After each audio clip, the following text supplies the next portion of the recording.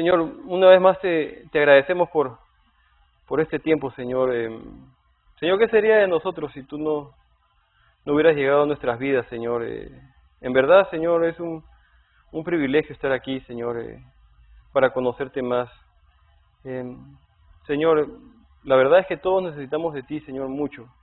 Y venimos, Señor, no solo con ganas de conocerte más, sino a pedirte que des dirección a nuestras vidas, Señor, y que des fundamento a nuestras vidas, Señor. Y permítenos, Señor, también cimentarnos, Señor, por medio de este libro de Génesis, que es el fundamento de tu palabra, Señor. Es un libro tan fundamental, Señor.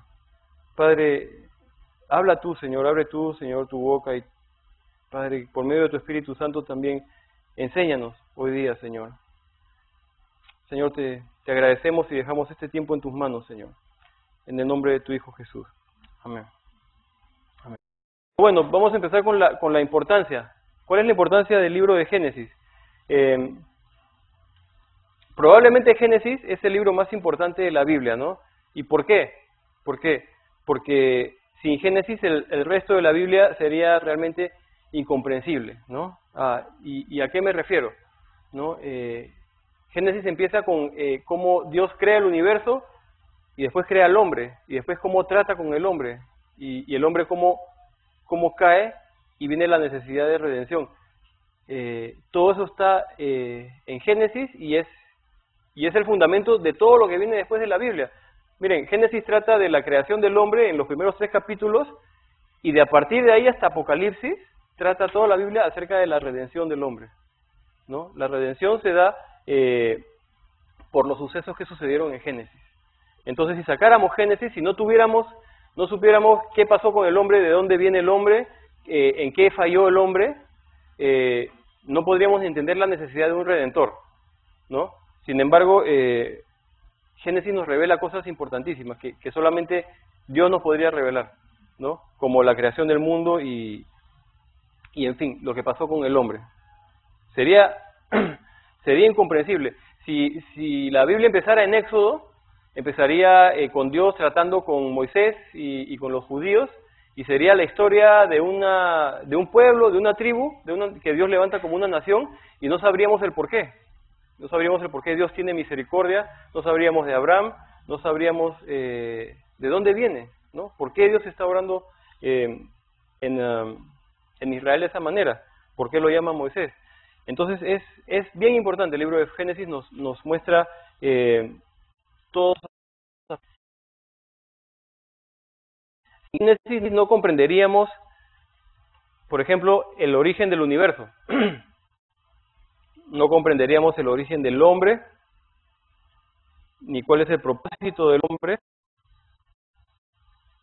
No comprenderíamos tampoco qué sucedió con el hombre. Es su caída, ¿no? No comprenderíamos el destino del hombre, y no comprenderíamos el trato de Dios hacia el hombre, ¿no? Su plan de redención. Entre muchas cosas más.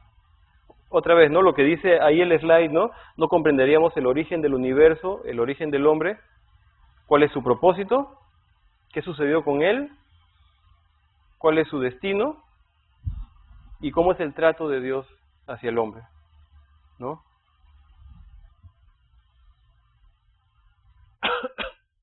¿Cuál es el plan de redención? El último es el trato de Dios hacia el hombre, entre paréntesis, su plan de redención, ¿no? ¿Cuál es el trato de Dios hacia el hombre? No comprenderíamos nada de estas cosas sin Génesis. No entenderíamos por qué Jesucristo vino. ¿Por qué? No digamos del pecado original, de nuestra condición. Como también en la charla decía un poquito, solamente tenemos que mirar a nuestro mundo alrededor, ¿no? y el mundo, ¿no? Un mundo de enfermedad, un mundo de dolor. ¿Por qué está así el mundo? ¿No? Tiene su origen en Génesis, es lo que pasó con el hombre, es la caída del hombre, ¿no? Entonces, ¿cómo comprenderíamos estas cosas? Nuestro futuro está relacionado a nuestro pasado.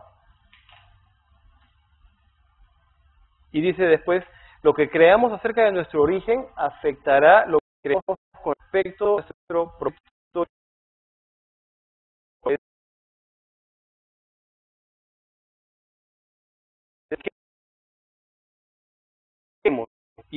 ¿Y por qué creemos? Si creemos en la creación, vamos a ver que Dios es el que nos ha creado y tenemos un valor y tenemos dignidad porque hemos sido creados a imagen de Dios, un propósito. Dios nos, ¿no? Y tiene un plan para nosotros. Si creemos en la evolución, también va a afectar nuestra manera de vivir, porque si creemos que todo se dio por accidente, el creó aquí por accidente, tenemos un valor que no simplemente materia, nada más, ¿no? Y si fue Dios el que creó este universo, entonces realmente ¿quién pone las reglas? ¿Quién te ve y que es mal? Todos nosotros.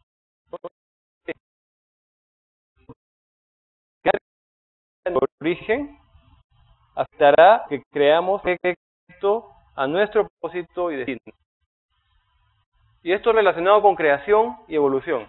A eso va todo esto. Te voy a leerlo una vez más y lo paso. Dice, nuestro futuro está relacionado a nuestro pasado. Ajá. ¿Hacia dónde vamos? Tiene que ver con nuestro conocimiento del pasado. Si yo me creo pecador, si yo creo en Génesis, yo soy Salvador. Si no sé, si creo que vengo de un accidente, estoy bien. Yo solo me puedo salvar o me muero y no nada. Nuestro futuro es relacionado a nuestro pasado, a nuestro origen. Lo que creemos acerca de nuestro origen afectará lo que creamos respecto a nuestro propósito y destino. Hay 4 preguntas básicas que todo ser humano se hace.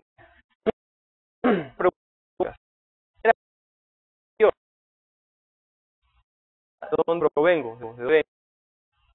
Tercera, ¿qué es? Cuando muera. Otra vez, las 4 preguntas básicas que todos tenemos que hacernos. ¿Quién soy yo? ¿De dónde provengo? ¿Por qué estoy ahí? ¿Y dónde iré cuando me muera?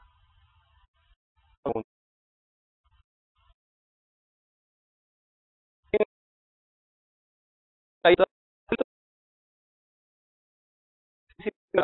al exterior, nuestro destino eterno está determinado por creemos acerca del origen, propósito y futuro.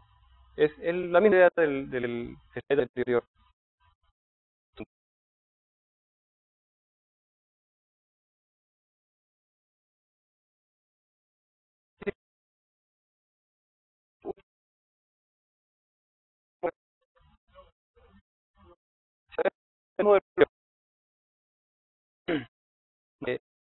Estas 4 se pueden responder por medio de lo que la Biblia enseña de la creación.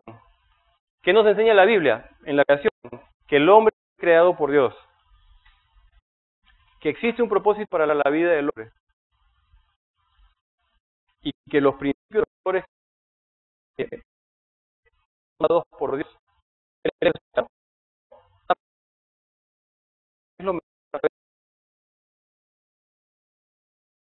Si creemos en la creación, ¿qué creemos? ¿Qué significa eso en verdad? Significa que ha sido creado por Dios. Otra vez, un propósito para la vida del hombre. No estamos errantes. Dios tiene un propósito y un plan para cada una de nuestras vidas. Es un desperdicio. Y principios y valores dados. ¿No? En otras palabras, este punto es, Dios nos creó, Dios hizo este mundo, Él pone las reglas. Si hay alguien que está bien y que está mal, ese es Dios. No somos nosotros. El creador Dios con un propósito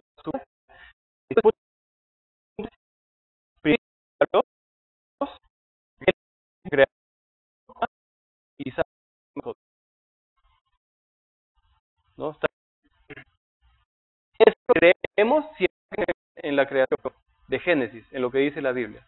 Es lo que creemos.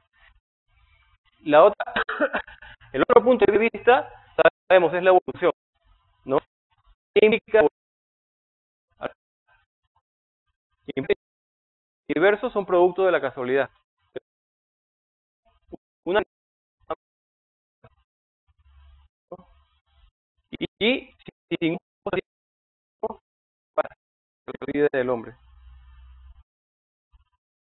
El hombre y el universo son de la casualidad. Segundo, que el hombre vive sin un propósito específico para su vida. No hay propósito para la vida del hombre. Tercero, que las creencias, principios y valores del hombre son dictados por quién, por el propio hombre, de acuerdo a su opinión. Yo creo en evolución, yo soy por la casualidad. Dios no me creó porque yo pongo mis propias reglas.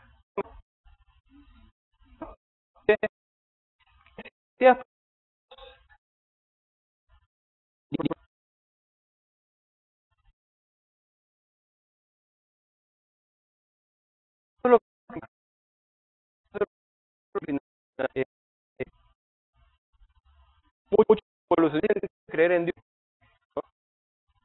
Pero vamos a ver, no hoy día, pero en la siguiente clase, yo creo, es posible dar la evolución a la realidad. Es imposible, ¿no? ¿Es más? ¿Está bien? Bueno, la primera en evolución es el hombre y el universo son producto de la casualidad. Segundo, sin un propósito específico para su vida. Tercero, las creencias, principios y valores son dictados por el propio hombre de acuerdo a su opinión. Eso es. Entonces, tenemos la creación, tenemos la evolución y tenemos que esperar.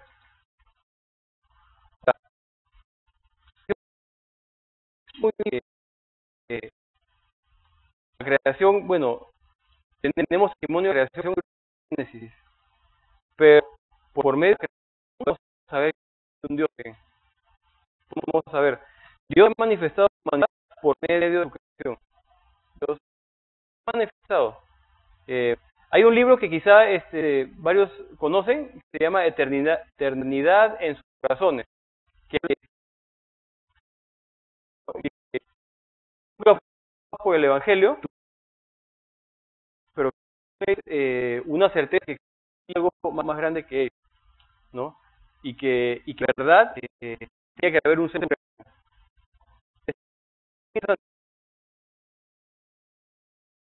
En ese libro, el libro habla de al sol, Inti era el Dios supremo,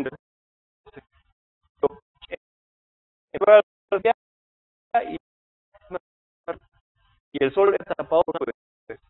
Se empezó a cuestionar si ese Dios, ¿cómo una nube lo tapa nada más? ¿No? ¿Cómo puede ser? Y él empezó a cagar en su corazón, ¿no?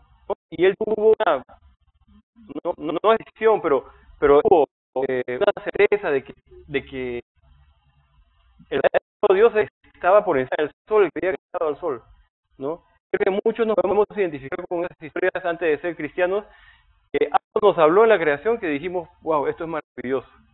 El simple hecho de la famosa gente dice, la naturaleza es maravillosa, la naturaleza es Dios, ¿no? Y un gran testimonio, ¿no? De que hay algo más. Entonces Dios se ha manifestado por medio de su creación. El Salmo 19, 1 al 5 dice, los cielos cuentan la gloria de Dios y el firmamento anuncia la obra de sus manos. Un día mi palabra a otro día, una noche a otra claridad. Y para eso tuvo su voz.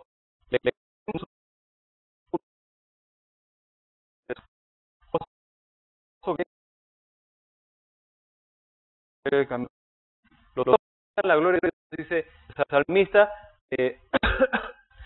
fue un hombre, era un tordo de ovejas. Un hombre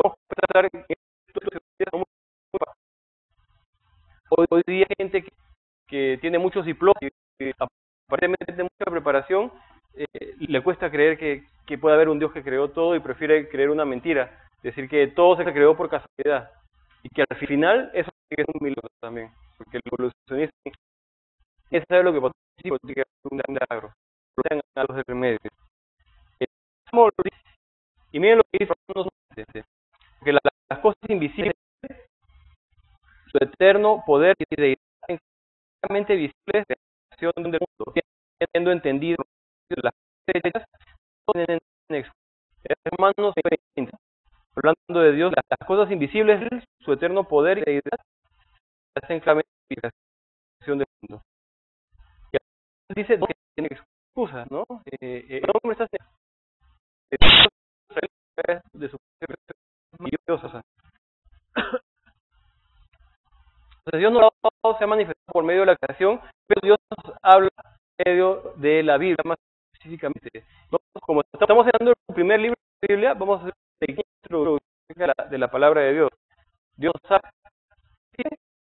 a través de la Biblia. Todos los que estamos acá. Ahora, ¿cómo debemos acercarnos a la Biblia? ¿Cómo debemos a la Biblia? Y número uno, nos acercamos a la Biblia sabiendo que Dios existe. Eso es un ¿Qué significa? Ya vamos a ver el punto 1. Creó Dios tierra. La Biblia no busca justificar o creer que existe. Como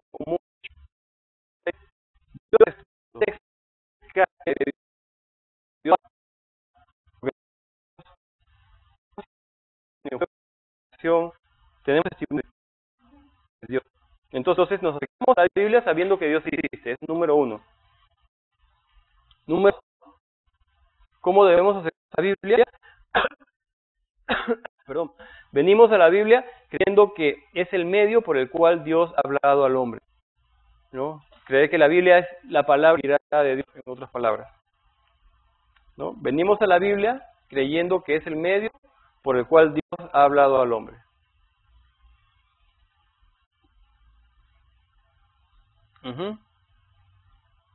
Y hay un versículo, dos versículos. En 2 de Timoteo 3, versículo 17 dice: la escritura es inspirada por Dios y útil para enseñar,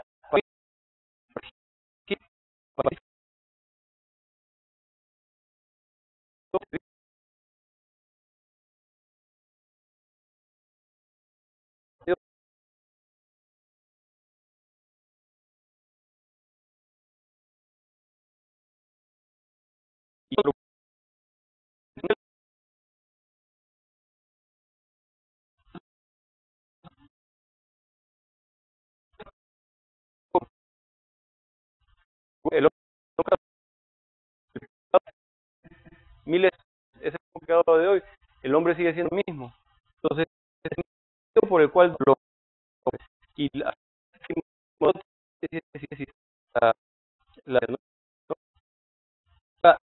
tercero, ¿cómo acercarnos a la Biblia? ¿Cómo debemos acercarnos? También lo hacemos creyendo que debe ser literalmente de acuerdo a su contexto literario. Y ahorita vamos a ver un poquito de eso. Nos acercamos a la Biblia sabiendo que la Biblia debe tomarse literalmente de acuerdo a su contexto literario. Suena un poquito complicado, pero ahorita vamos a ver. Nos acercamos a la Biblia creyendo que hay que tomarla literalmente, de acuerdo a su contexto literario. ¿Puedo pasar al siguiente para ver la explicación? ¿No? Le dije, ya no los copien igualito porque se van a tomar bastante tiempo. Igualito. No. Bueno, tomarse literalmente, ¿no? La Biblia, ¿a qué iba todo eso? La Biblia es una colección de libros escritos en diversos estilos literarios. Por ejemplo, en la Biblia hay historia, está histórico, poético y profético, ¿no? Ahí hay tres estilos literarios muy diferentes unos a los otros, ¿no? Y perdón, voy a cambiar de tema un momentito porque me acordé lo que iba a decir. Con eso de las tareas, el método inductivo, el que no conoce el método inductivo, van a dar un seminario en unas semanas. Así que pueden asistir y... No, de verdad, porque es buenísimo. No por la clase, ¿no? Pero si pueden, en verdad no se van a arrepentir. No, la Biblia se les va a abrir así. Si piensan que pueden entender algo, se les va a abrir el panorama muchísimo más. Y también se habla de estas cosas durante el método inductivo también. La Biblia es una colección de libros escritos en diversos estilos literarios: histórico, poético, profético, ¿no? Entonces, debemos interpretar la Biblia de acuerdo a su contexto literario. Vamos a ver un ejemplo. Salmo 6, versículo 6. Dice: David, me he consumido a fuerza de gemir. Todas las noches inundo de llanto mi lecho. Riego mi cama con mis lágrimas. Está describiendo un dolor y las lágrimas y el llanto, ¿no es cierto? Miren cómo está hablando. Me he consumido a fuerza de gemir. Todas las noches inundo de llanto mi lecho. Riego mi cama con mis lágrimas. Obviamente sabemos que ese es un lenguaje poético, no es literal. No significa que David está regando su cama todas las noches. Está llorando, ¿no? Pero a eso me refiero con literal, ¿no?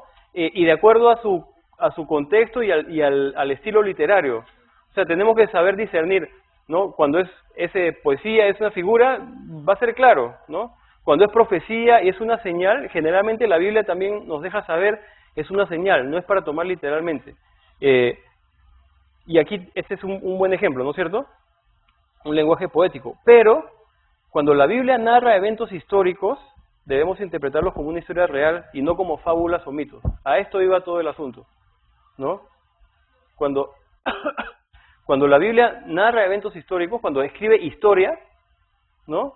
Hay que tomarlo como historia, literal, y no como una fábula o un mito, ¿no? Porque si Dios hubiera querido que fuera una figura, una cosa poética o una señal, Dios lo podría haber hecho muy fácilmente, ¿no? Pero cuando nos da historia, nos está dando hechos, ¿no? Y se tiene que tomar así como es, ¿no? Como hechos. Dice aquí, pero cuando la Biblia narra eventos históricos, debemos interpretarlos como una historia literal y no como fábulas o mitos. No como fábulas o mitos. Piensen por un momento, y seguramente habrán escuchado comentarios, el arca de Noé. No, pero eso es una alegoría del pecado, Adán y Eva. No, por eso parece que la humanidad...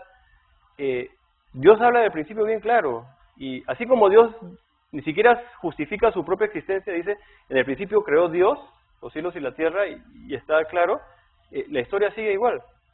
Si no podemos creer a una narración histórica en Génesis, ¿cómo podemos creer a lo que dice después el Nuevo Testamento acerca de nuestra salvación? Si no creemos acerca del origen, ¿por qué vamos a creer lo que dice la Biblia acerca de otros temas o el Nuevo Testamento? Cuando la Biblia narra eventos históricos, hay que interpretarlos como una historia literal y no como fábulas o mitos. Ahora, y la Biblia no es un libro de ciencias, pero toca temas científicos. Y cuando los toca, habla la verdad.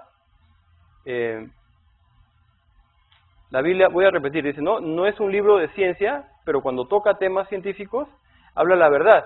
En este curso no se va a ver, ¿no? Pero en verdad la Biblia toca y habla de muchas cosas científicas, ¿no? Y ese mito que dice que la ciencia y la Biblia, o como le llaman, y la religión no se pueden juntar, es mentira. La verdadera ciencia muchas veces aparece en la Biblia y se puede comprobar. No tiene que ver con esta clase, pero, por ejemplo, ¿cuál es el libro más antiguo de la Biblia? El libro de Job, se cree, incluso más antiguo que Génesis, ¿no? En el libro de Job, en el más antiguo de la Biblia, nos dice Dios que la tierra es redonda y que está colgada por nada la sostiene. Y muchos siglos después, los griegos pensaban que Atlas la tenía sobre la espalda y los hindúes que iba encima de la caparazón de una tortuga flotando, ¿no? Y si hubieran leído la Biblia, hubieran sabido. Y ese es un solo ejemplo, ¿no? La Biblia habla de corrientes submarinas de agua, diferentes corrientes de agua que han sido descubiertas en el año 1800 y pico recién, ¿no? La Biblia habla del ciclo del agua, ¿no? De cuando llueve, se evapora, sube, va a las montañas, vuelve a los ríos, a los océanos. Todo eso está en la Biblia. Cuando la Biblia toca temas de ciencia, está diciendo la verdad, es cierta. Entonces no hay un choque y no hay un conflicto, ¿no? Entre la Biblia y la ciencia, en verdad. Hay un conflicto entre la Biblia y la evolución, que es distinto, que a uno lo hacen creer que es ciencia, ¿no? Pero no es eso. No, son dos cosas distintas, ciencia y evolución. Más adelante vamos a tener que hablar poquito de evolución, La evolución está basada la evolución es una teoría, no tiene fundamento científico, no es buena ciencia, no es el tema de esta clase, pero más adelante creo que va a salir. Bueno, y estamos en cómo debemos acercarnos a la Biblia, ¿no?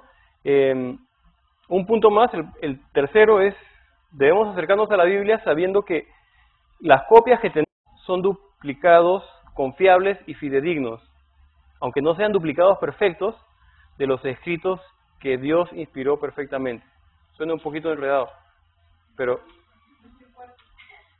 ¿Es el cuarto? Ah, perdón, sí, ya me parecía, sí. Sí. ¿Cómo debemos acercarnos a la Biblia? Sabiendo que las copias que tenemos son duplicados, confiables y fidedignos, aunque no sean duplicados perfectos de los escritos que Dios inspiró perfectamente. Son copias que tienen valor. Quizá no sean perfectas, ¿no? Y hay gente que le busca errores pequeños en la Biblia que al final no afectan doctrinas para nada. Pero podemos saber que las copias que tenemos son perfectas y son prácticamente iguales a las copias de los escribas en la época de Jesús o de antes. Podemos saber una prueba, voy a cambiar ese, ¿está bien? ¿No? ¿Cómo podemos, yo lo puedo decir, y cómo sabemos que eso es verdad? ¿No? Un ejemplo de esto de este punto 4 es el trabajo confiable de los escribas judíos. Los escribas era la gente encargada de transcribir la Biblia, ¿no es cierto? Cuando no había libro y todo se hacía en papiros de cuero, que se gastaban a los pocos años, tenían estos escribas que escribir y pasar, escribir de una copia a una copia nueva, digamos, pero que fuera exactamente igual a la copia anterior. Los escribas, por ejemplo, escribían una página exactamente igual al original, y en el idioma hebreo las letras tienen un valor numérico también. Entonces cuando terminaban de hacer su copia, empezaban a sumar todas las letras por su valor, y las dos páginas tenían que dar igual. Y si había alguna diferencia en la suma, botaban la copia nueva que habían hecho y empezaban todo de nuevo, ¿no? Ese era el trabajo que hacían ellos. Ahora, ¿cómo sabemos que fue un buen trabajo al final? Los rollos del Qumrán o los rollos del Mar Muerto son unos rollos, unos papiros antiguos que se encontraron, en los que se encontró gran parte del libro de Isaías, pero esto data de siglos y siglos antiguos, escondidos en una cueva. Y resulta que al abrir el rollo, es prácticamente el mismo libro que tenemos en nuestra Biblia hoy día. Y esto data de cientos o quizá miles de años, ¿no? Entonces, otra vez, nos acercamos a la Biblia sabiendo que las copias que tenemos son duplicados confiables y fidedignos, ¿no? De los escritos que Dios inspiró originalmente, ¿no? Son buenos duplicados, es confiable. Esta Biblia que tenemos hoy es buena y es confiable. Ahora, este sería el número 5, ¿no? ¿Ah? Después, en el break, sí. ¿Cómo nos acercamos a la Biblia también? Venimos a la Biblia entendiendo la importancia única del libro de Génesis. Estamos yendo en general hacia Génesis. ¿Cómo debemos acercarnos a la Biblia? Venimos a la Biblia entendiendo la importancia única del libro de Génesis. El libro de Génesis es bien, bien importante.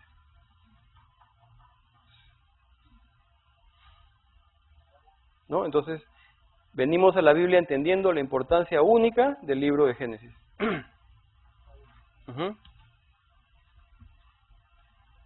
La importancia única del libro de Génesis, ¿no?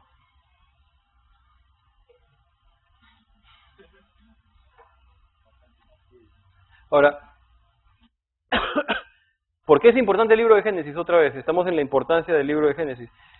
Prácticamente todas las doctrinas y enseñanzas importantes de la Biblia tienen su fundamento en el libro de Génesis.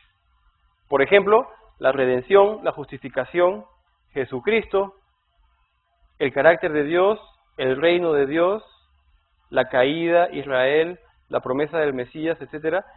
Todas estas doctrinas y enseñanzas tienen su origen en Génesis. Este sí es importante, este sí tienen que apuntar. Sí. ¿no? Todas las doctrinas y enseñanzas importantes de la Biblia tienen su fundamento en el libro de Génesis. Y se las leo, es la redención, la justificación, Jesucristo, el carácter de Dios, el reino de Dios, la caída, Israel, la promesa del Mesías y otras. Ajá. Del principio dice que prácticamente todas las doctrinas y enseñanzas importantes de la Biblia tienen su fundamento en el libro de Génesis. Todas las doctrinas básicas empiezan en Génesis. Algunas de ellas son la redención, la justificación, Jesucristo, el carácter de Dios, el reino de Dios, la caída, Israel, la promesa del Mesías, etcétera. Todo eso aparece en Génesis, la promesa del Mesías, ¿no? La caída, todo eso aparece en Génesis. La redención, apenas el hombre peca, Dios viene a rescatarlo y a prometerle un Mesías. Les repito, estas doctrinas es la redención, la justificación, Jesucristo, el carácter de Dios, el reino de Dios, la caída, Israel, la promesa del Mesías, etcétera, etcétera. ¿No? Entonces, esa es la importancia de este libro. Génesis es el libro de principios, ¿no? O de orígenes, ¿no? En realidad, Génesis, vamos a ver más adelante, significa principio u origen, ¿no? Entonces, Génesis es el libro de los principios o el libro de los orígenes. También un poquito en la charla mencioné, en Génesis está el origen de muchas cosas. Por ejemplo, ¿de qué? Vemos el origen del universo. Vemos el origen del orden y la complejidad del mundo, ¿no? El mundo tiene un orden y es muy complejo. Hasta una célula es compleja. Tenemos el origen del sistema solar, de la atmósfera, de la hidrosfera, el origen de la vida, el origen del hombre, el origen del matrimonio está en Génesis, el origen del mal, el origen de los idiomas,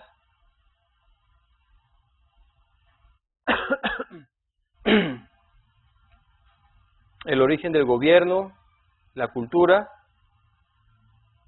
las naciones, la religión y el pueblo escogido. Son 14 orígenes que se ven ahí. Es el origen del universo, el origen del orden y la complejidad, el origen del sistema solar, el origen de la atmósfera, de la hidrosfera, el origen de la vida, el origen del hombre, el origen del matrimonio, el origen del mal, el origen de los idiomas, el origen del gobierno, el origen de la cultura, el origen de las naciones, de la religión y el origen del pueblo escogido, que es el pueblo judío, ¿no? Todos estos principios están en Génesis. Es el libro de los orígenes, por eso es tan importante. Es fundamental saber cómo empezamos, ¿no? Cómo empezó este mundo, ¿no? Es fundamental en verdad. Entonces, es el libro de los orígenes, de todo lo que hay, ¿no? Todo lo que hay en el mundo físico tiene un origen y podemos ver mucho de eso en Génesis, ¿no? Entonces, Génesis, principios o orígenes, ¿no? Ahora, ¿cuál es la importancia de Génesis en el Nuevo Testamento? ¿No? ¿Importa? ¿Se habla de Génesis o no? ¿No? Hay al menos 165 pasajes de Génesis citados directa o indirectamente en el Nuevo Testamento. 165 citas de Génesis. Ajá, 165 pasajes de Génesis citados directa o indirectamente en el Nuevo Testamento. Muchos de esos se repiten, o sea, se dicen más de una vez en el Nuevo Testamento, y al final hay más de 200 citas de Génesis en el Nuevo Testamento. Son 165 y algunas de esas se repiten y suman 200. 200 citas, más de 200 citas de Génesis en el Nuevo Testamento.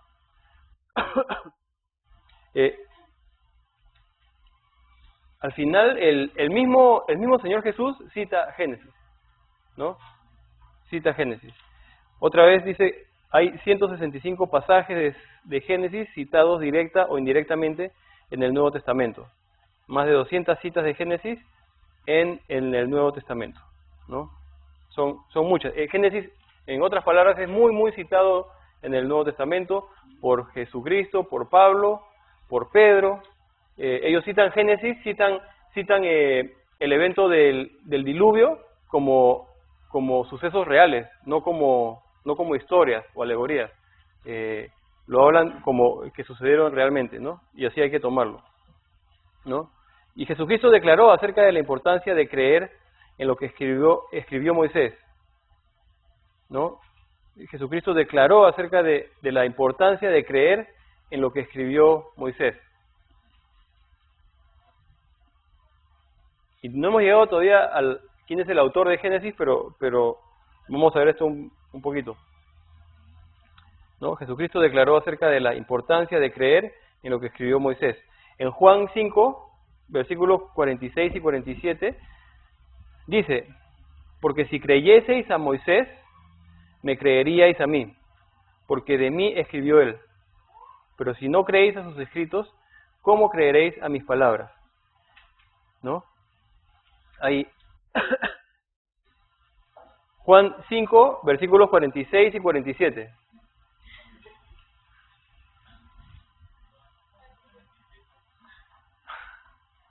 Juan 5, 46, 47.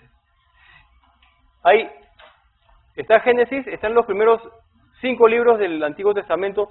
Creo que todos sabemos, ¿no? Nos referimos lo llamamos el Pentateuco, pues, ¿no? Los primeros 5 libros. Los judíos lo llaman en hebreo la Torá o la ley, ¿no es cierto? La ley, incluido Génesis, ¿no? Ellos toman como que Génesis, la ley, esa parte de la ley fue escrita también por Moisés, ¿no? Ahorita vamos a ver un poco más de la autoría del libro, ¿no? Pero se toma así. Cuando se habla de la ley y los profetas, es justamente, la ley es los primeros 5 libros del Antiguo Testamento, incluyendo Génesis, ¿no? Entonces, aquí dice el Señor, si creyeseis a Moisés, me creeríais a mí, porque de mí escribió él. Pero si no creéis a sus escritos, ¿cómo creeréis a mis palabras? Acá hay un pasaje un poco largo, apunten nada más la cita, ¿no? Es Lucas 24, versículos 15 al 27. Lucas 24, versículos 15 al 27. Si lo recuerdan, es el episodio de cuando el Señor aparece a 2 discípulos en el camino a Emaús. Les voy a leer. Dice, sucedió que mientras hablaban y discutían entre sí, Jesús mismo se acercó y caminaba con ellos, mas los ojos de ellos estaban velados, para que no le conociesen. Y les dijo, ¿qué pláticas son estas que tenéis entre vosotros mientras camináis?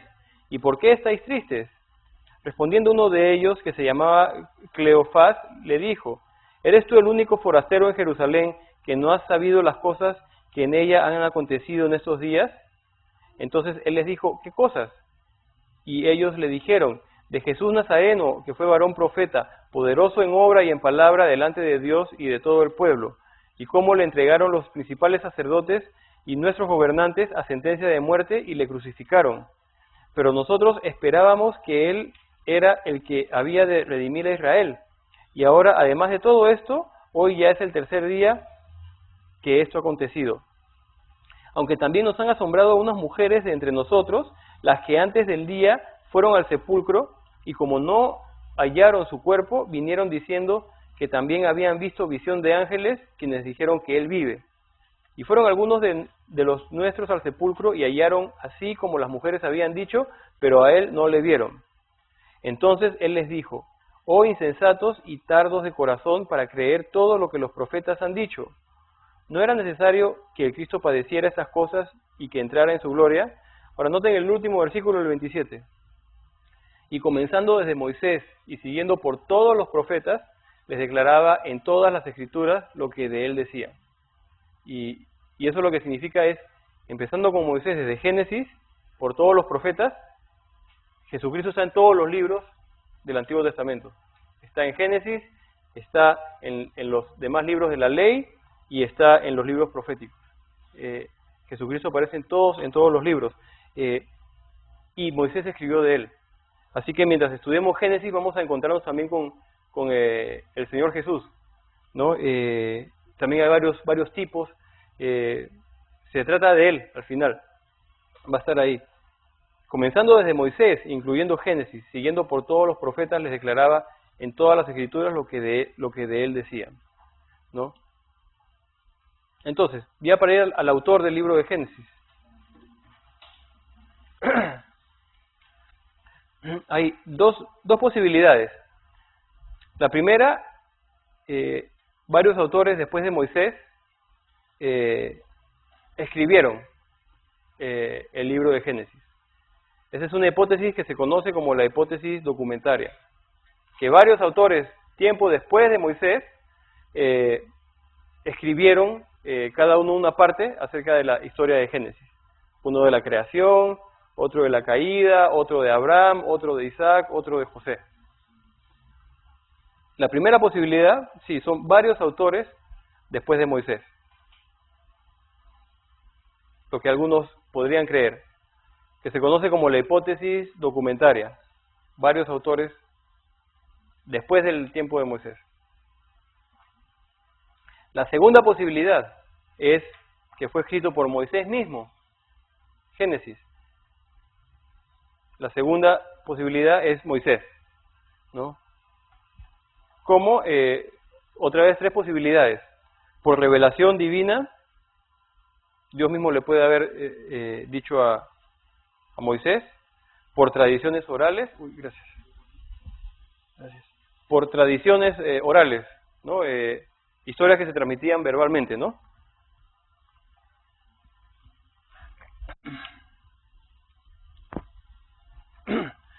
O sea, por revelación divina, por tradiciones orales, o recopilando y editando registros escritos por diferentes autores.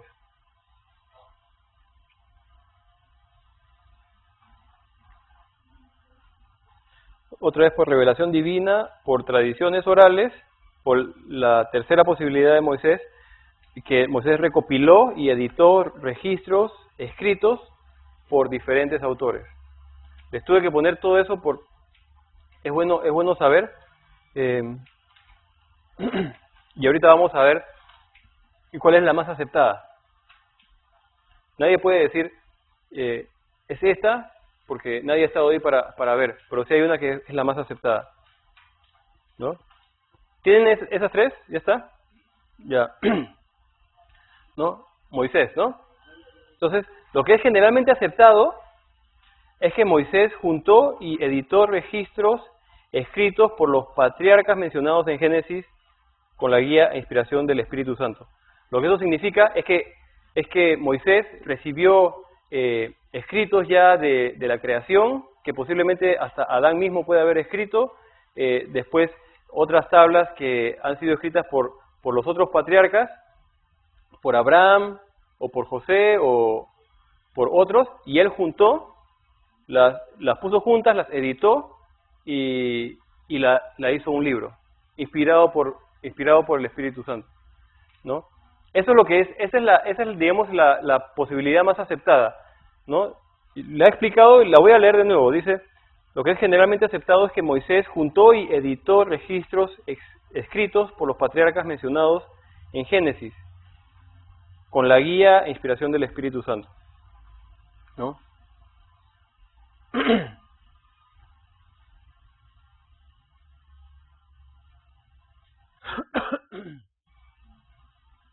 Moisés juntó y editó los registros escritos por los patriarcas mencionados en Génesis con la guía e inspiración del Espíritu Santo. Déjenme pasar esto un ratito porque se entiende más fácil después de esto.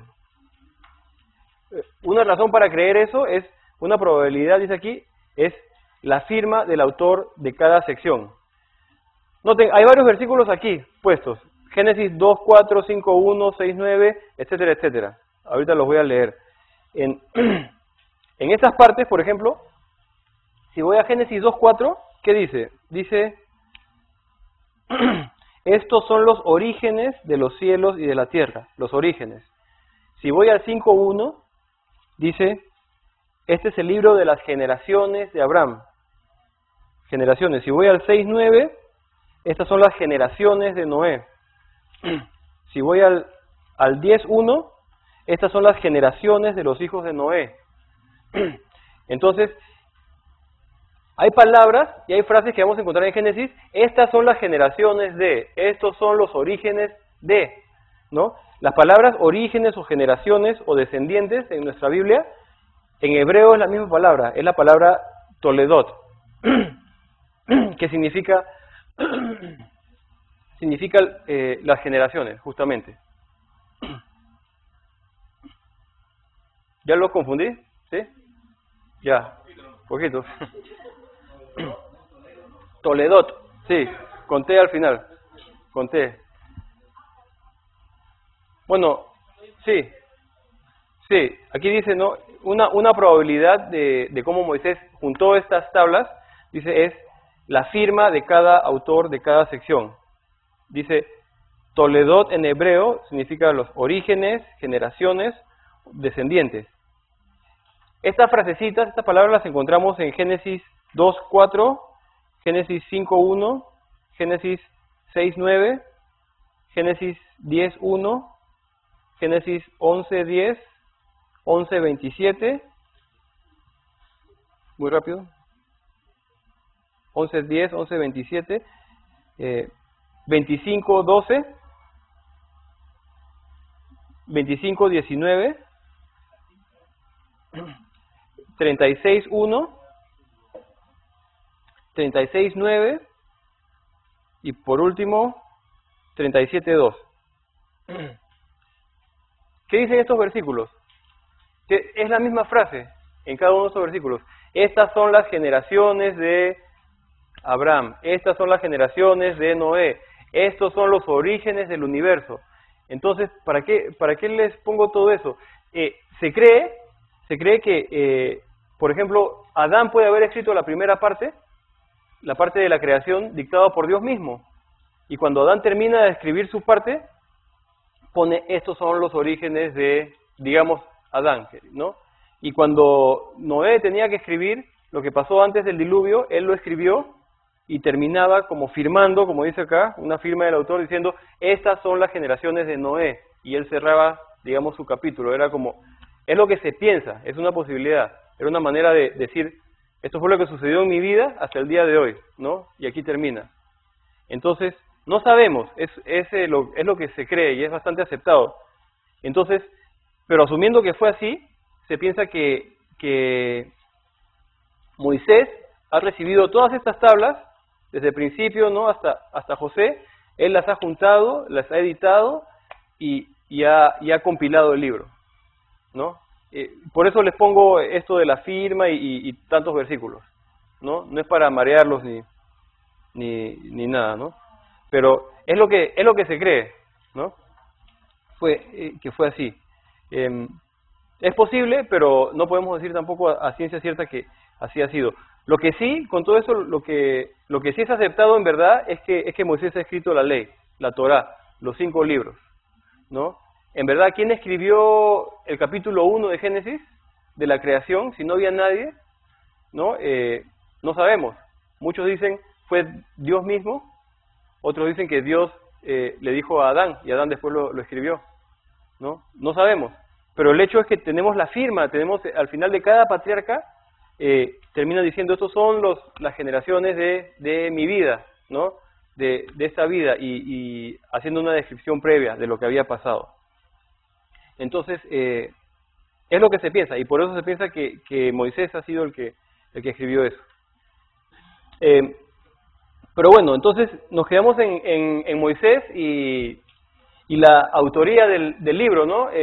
Por ejemplo, José Luis me preguntaba, ¿y cómo fue que pasaron de un patriarca a otro? ¿Y cómo ha sido eso? Lo que se cree es que digamos que Adán escribió el primero, ¿no? En tablas o en libros, y cuando ya llegaba al final de su vida se lo pasó a su hijo.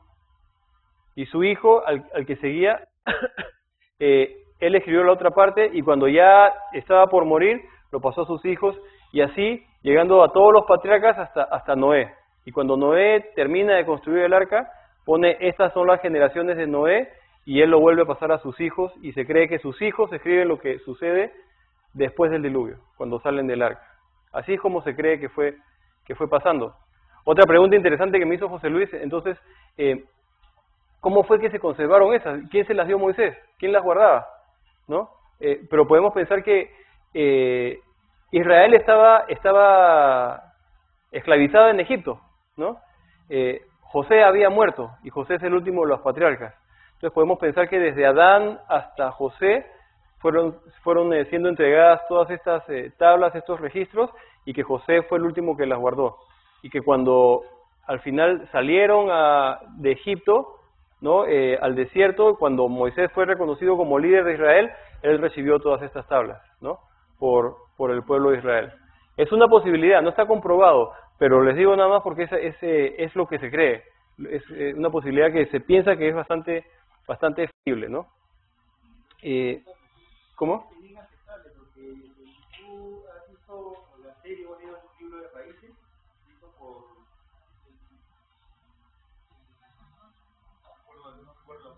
Ajá. Él hace su explicación justamente así, o sea, la cultura africana se transmite oralmente sus tradiciones hasta llegar a la actualidad. Es bien posible que haya sido, sí, que se haya transmitido oralmente y alguien lo escribió. Lo que les iba a buscar en uno de estos firmas, estas son las generaciones, creo que es en Génesis 5.1. No es el 5.1, déjenme ver dónde está.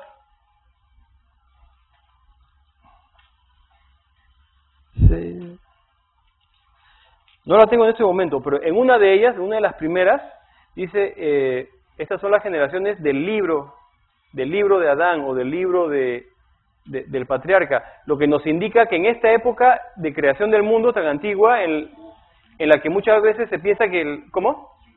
5.1, a ver. 5.1 dice, este es el libro, noten, de las generaciones de Adán. Noten, desde la época de Adán se estaban escribiendo libros. La gente piensa, no, el hombre antiguo era un ignorante. Ya estaban escribiendo libros. Entonces es bien factible, ¿no? Que los libros se fueron pasando de uno a otro desde Adán. No es imposible para nada, ¿no? Tenían la capacidad de escribir, de comunicar las cosas por escrito, ¿no? Así que estas son las firmas, pues, ¿no? Que ya hemos visto eso de los orígenes, las generaciones y los descendientes, ¿no? Entonces, volvimos otra vez a la importancia de Génesis, ¿no? La historia del origen del hombre, y es también la profecía acerca del futuro del hombre. Otra importancia de Génesis radica en que tenemos la historia del origen, ¿no es cierto? Los orígenes del hombre. Pero no solamente es eso, es también, en Génesis está la profecía acerca del futuro del hombre. En Génesis 3, tan pronto como Adán y Eva pecan, hay una profecía una promesa de un redentor que va a ser enviado, justo después de que ellos pecan, ¿no? Entonces, el Señor ahí mismo ya estaba revelando la redención, ¿no? Incluso en ese momento de pecado. Importancia de Génesis, una vez más, historia del origen del hombre y también es profecía acerca de su futuro. Génesis está íntimamente relacionado a Apocalipsis. Hace años,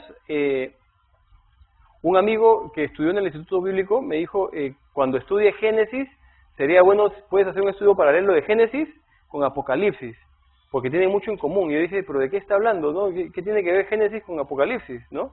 Pero en verdad hay muchas cosas en común. Lo que pasa en Génesis está íntimamente ligado a Apocalipsis. ¿Por qué? Porque a partir del pecado del hombre, Dios empieza a restaurar las cosas, a llevar al hombre otra vez hasta lo que va a ser Apocalipsis, que va a ser muy parecido a lo que era el plan de Dios en el principio, en Génesis, que era que el hombre tuviera una relación con Dios. Dios lleva a la humanidad hasta Apocalipsis para volver todo al punto de partida, al hombre sin pecado, ¿no? Y acá hay una pequeña tabla, quizás no tan pequeña, pero que compara Génesis con Apocalipsis, pero es muy buena, está bastante bien. Por ejemplo, en Génesis vemos la división de la luz y las tinieblas, eso sucede. Y en Apocalipsis nos vamos a encontrar que no hay noche, ¿no? Estamos viendo una comparación entre Génesis y Apocalipsis, ¿no? La primera es que en Génesis 1:4 vemos la división de la luz y de las tinieblas, hay una separación. Y en Apocalipsis vemos que ya no hay noche, ya no hay oscuridad. En segundo lugar, vemos en Génesis 1:10 la división de la tierra y el mar. Está la tierra y el mar, hay una separación de la tierra y el mar. Y en Apocalipsis vamos a ver que ya no hay más mar. En Apocalipsis 21:1 ya no hay más mar.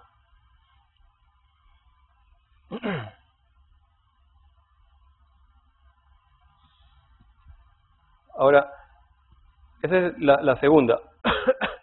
En la tercera, comparación entre Génesis y Apocalipsis, vemos en Génesis 1:16, vemos que están el sol y la luna para guiar en el día, para señorar en el día y señorar en la noche, ¿no es cierto? El sol y la luna en Génesis 1:16. En Apocalipsis vamos a ver que ya no hay necesidad de sol ni de luna, porque la misma presencia de Dios es la luz, ¿no? Entonces, en Génesis vemos el sol y la luna para señorear en el día y en la noche, y en Apocalipsis vemos que no hay necesidad de sol o de luna. En Apocalipsis 21:23.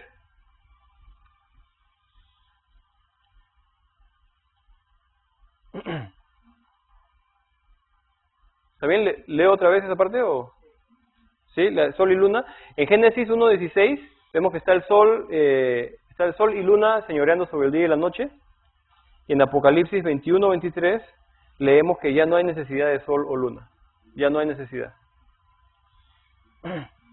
Ahora, la siguiente, el hombre es colocado en un jardín preparado. El hombre es colocado en un jardín preparado.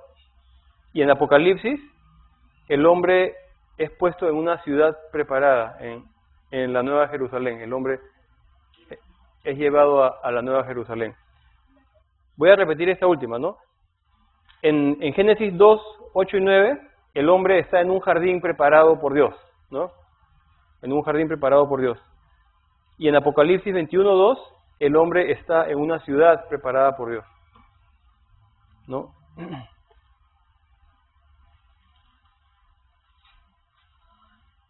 A ver. Esta es la... ¿Falta una? Ah, ya. Génesis 2:8, 9. Sí. El hombre está en un jardín preparado por Dios. Y en Apocalipsis 21:2, el hombre está en una ciudad preparada por Dios. ¿Saben eso? ¿Lo puedo pasar? Después en la siguiente, otra comparación entre Génesis y Apocalipsis. En Génesis 2:10 hay un río que fluye hacia afuera del Edén. No se ve muy bien con letra blanca, ¿no? Es muy claro, ¿no? Para la próxima vez que... Sí, ¿verdad? Entonces, en Génesis 2:10 vemos que hay un río que fluye hacia afuera del Edén. Génesis 2:10. Y en Apocalipsis vemos que hay un río que fluye desde el trono de Dios. Ahí dice Apocalipsis 2:10, pero creo que esa no es. Sí. Creo que es 21:10, a ver.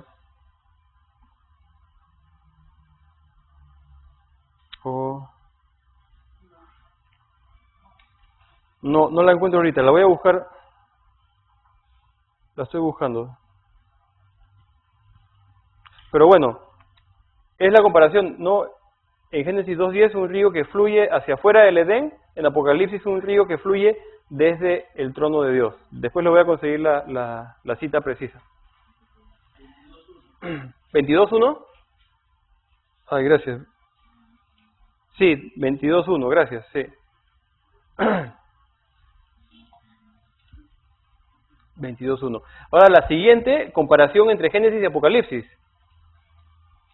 Hay oro en la tierra, nos dice Génesis 2.12, hay oro. Génesis 2.12. Hay oro en la tierra. Y en Apocalipsis 21.21 hay oro en la ciudad. Vemos oro en la creación original y vemos oro también al final. Oro en la tierra, Génesis 2.12. Oro en la ciudad, Apocalipsis 21.21. Después, también vemos que hay en Génesis 2.9 está el árbol de la vida plantado en medio del jardín. El árbol de la vida en medio del jardín. Génesis 2.9, ¿no? El árbol de la vida. Y en Génesis 22.2 vemos el árbol de la vida en toda la ciudad, por todas partes. El mismo árbol de la vida que está en Génesis está en Apocalipsis. El árbol de la vida en Génesis 2.9, el árbol de la vida está en medio del jardín del Edén. Génesis 2.9. Y el árbol de la vida en Apocalipsis 22.2 está otra vez el árbol de la vida en toda la ciudad. En toda la ciudad.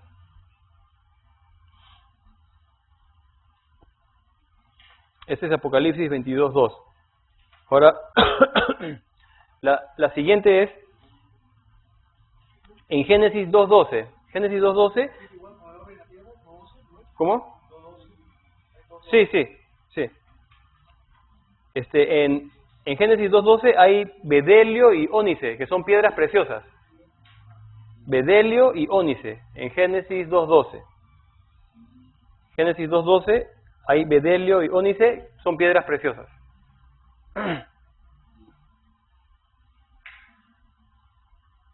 Y en Apocalipsis 21.19 hay toda clase de piedras preciosas. Apocalipsis 21.19. Otra vez, ¿no? En Génesis 2.12 hay bedelio y ónice, y en Apocalipsis 21.19 hay toda clase de piedras preciosas. Toda clase de piedras preciosas.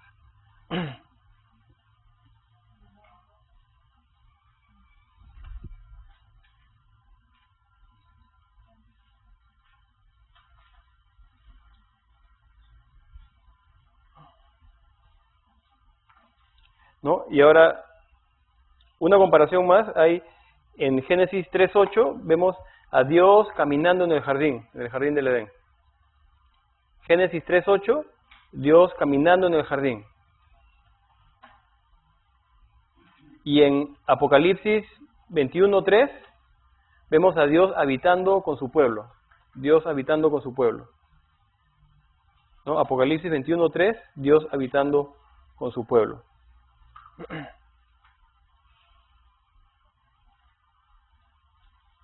¿No? Un poco larga la introducción, ¿no? Pero sí. Sí. No, bueno, había cosas que valen la pena, en verdad, y ya de ahí vamos a poder ir más rápido saliendo de esto. Entonces, la última que hemos leído en Génesis 3.8 es Dios caminando en el jardín del Edén, Génesis 3.8, y en Apocalipsis 21.3, Dios habitando con su pueblo. Esa es, ajá. Y ahora, esa fue una comparación. Ahora hay un contraste también que se da entre Génesis y Apocalipsis, que es también, yo sé que, bueno, hay que copiar, pero es bien interesante, es bien bueno. Es el contraste. En Génesis podemos ver el mundo bajo maldición en Génesis, y lo podemos contrastar con el mundo eterno en Apocalipsis. Entonces están los títulos, un contraste, el mundo bajo maldición de Génesis y el mundo eterno en Apocalipsis.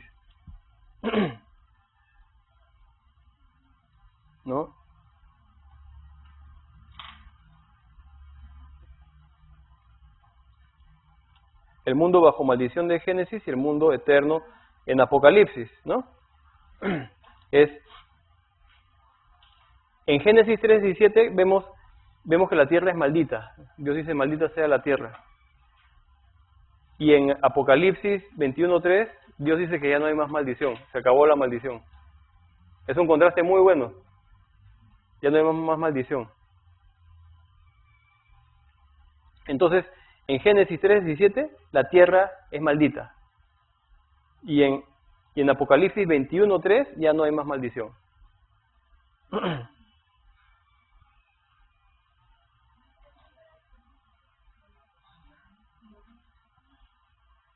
No se ve bien, ¿no? Está muy claro, sí. Ahora, después, el mundo bajo maldición, el mundo de Génesis, también en el 3:17 vemos que hay dolor diario. Ahí nos dice la Biblia que hay dolor diario. Génesis 3:17. Pero en Apocalipsis 21:4 dice que ya no habrá más dolor. Ese dolor diario se acabó.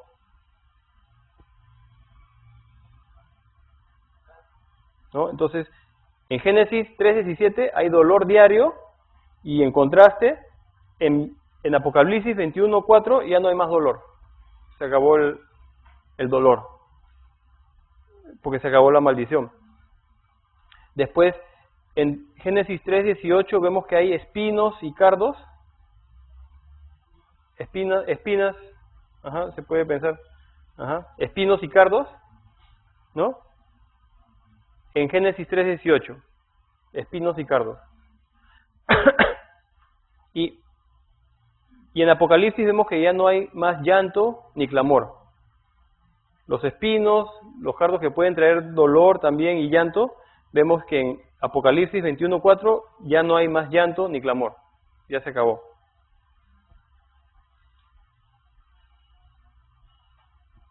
Espinos y cardos, Génesis 3:18, no más llanto ni clamor, Apocalipsis 21:4.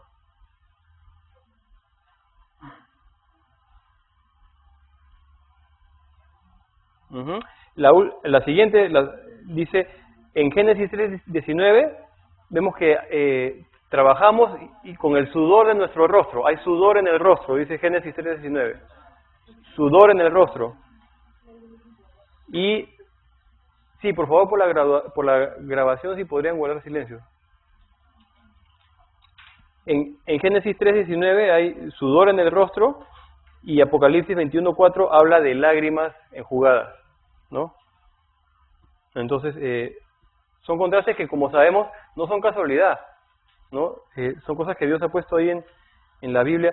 Dios en Apocalipsis nos lleva al principio, nos lleva otra vez a la relación de amor sin pecado que había en el principio, ¿no? Entonces, el último era sudor en el rostro, Génesis 3:19, y lágrimas enjugadas, Apocalipsis 21:4. Ahora, este es el último.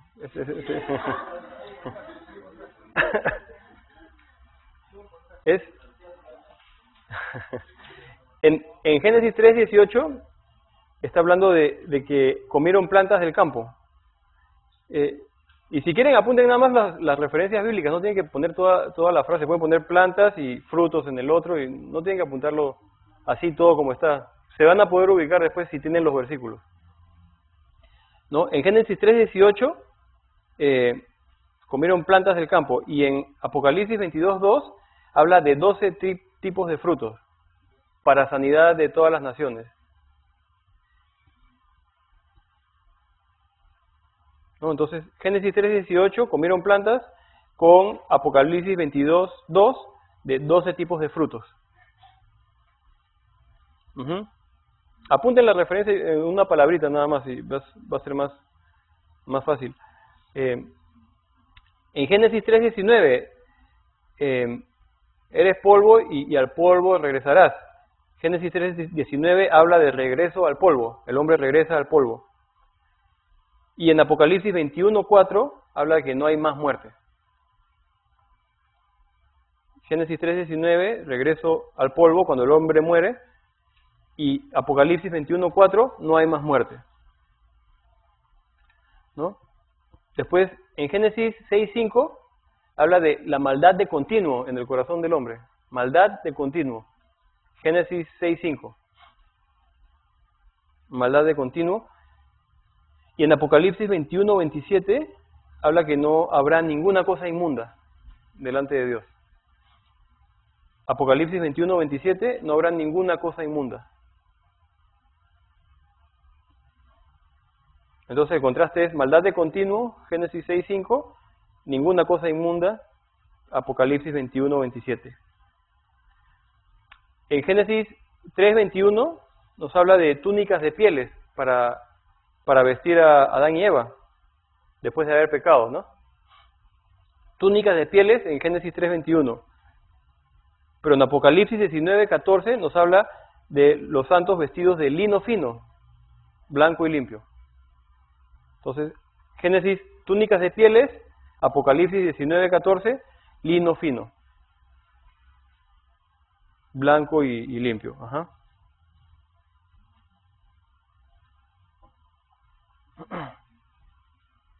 ¿No? Después, en Génesis 3:15 está Satanás haciendo oposición. Génesis 3:15, Satanás haciendo oposición. Y en Apocalipsis 20:10, Satanás es vencido. Es vencido en Apocalipsis 20:10. Entonces, Satanás haciendo oposición en Génesis 3:15, en Apocalipsis 20:10, Satanás vencido.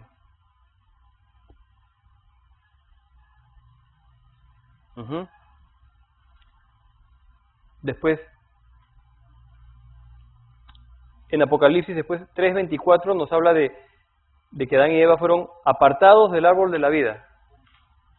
Génesis 3:24, apartados del árbol de la vida. Fueron apartados del árbol de la vida. Y en Apocalipsis 22:14 habla de acceso al árbol de la vida. Hay acceso al árbol de la vida, ¿no? Entonces, apartados del árbol de la vida y acceso al árbol de la vida, ¿no?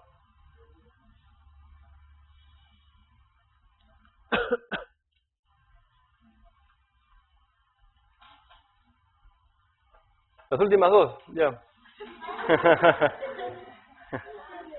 Ahora sí. Acaba muy bien. Nos podemos poner muy contentos.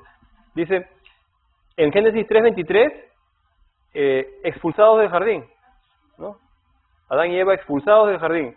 Génesis 3:23, expulsados del jardín. Y en Apocalipsis 22:14 hay entrada libre a la ciudad de Dios. En Génesis 3:23 fueron expulsados del jardín. Y en Apocalipsis 22:14 hay entrada libre a la ciudad de Dios. Y la última, la verdad que es muy, muy linda, es en Génesis 3:15 también un redentor prometido. Hay un redentor prometido en Génesis 3:15. Y en Apocalipsis 5, 9, 10, la redención culminada. En Apocalipsis 5, 9, 10, la redención culminada. Entonces, en verdad es un buen contraste. Génesis y Apocalipsis tienen mucho en común y salen todas estas cosas que no son en verdad casualidad, ¿no? Está el árbol de la vida al principio, está al final. Vemos que el hombre fue vestido con túnicas después del pecado y después de lino fino, ¿no? Hay muchos paralelos que se dan y valía la pena tener esa información. Les puede servir mucho para que puedan estudiar Génesis y Apocalipsis también juntos. Ahora,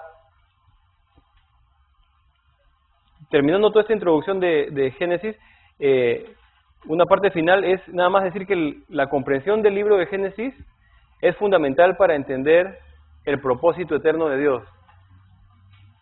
En otras palabras, el propósito eterno de Dios lo vemos en Génesis. En Génesis del 1 al 3, cuando el hombre no había pecado, estaba el hombre en una relación con Dios. Pero a partir del pecado del hombre, Dios empieza a hacer todo para llevarlo otra vez a esa relación restaurada, ¿no? Y el pecado aparece en el libro de Génesis. Por eso comprender este libro es fundamental para entender el propósito eterno de Dios. ¿Cuál es el propósito de Dios en nuestras vidas? ¿Qué es lo que quiere Dios de la humanidad? ¿No? ¿Qué es lo que desea?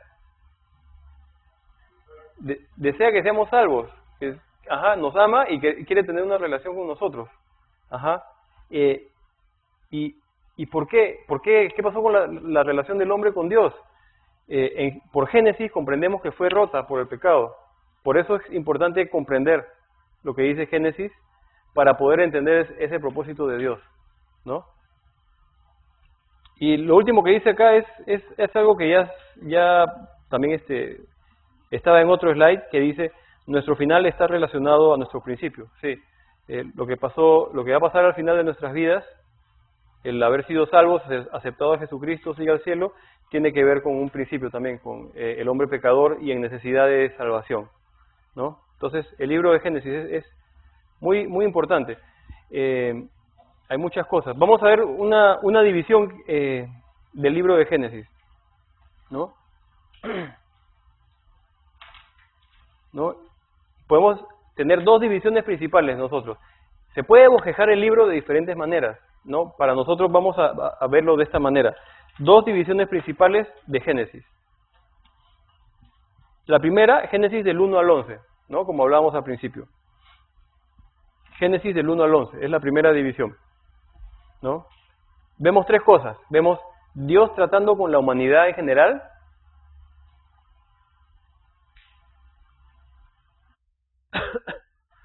En Génesis del 1 al 11 vemos a Dios tratando con la humanidad en general. Tenemos una narración desde la creación hasta la separación de los pueblos después de la Torre de Babel. Por eso dice, desde la creación hasta la separación de los pueblos. Es el segundo punto, ¿no?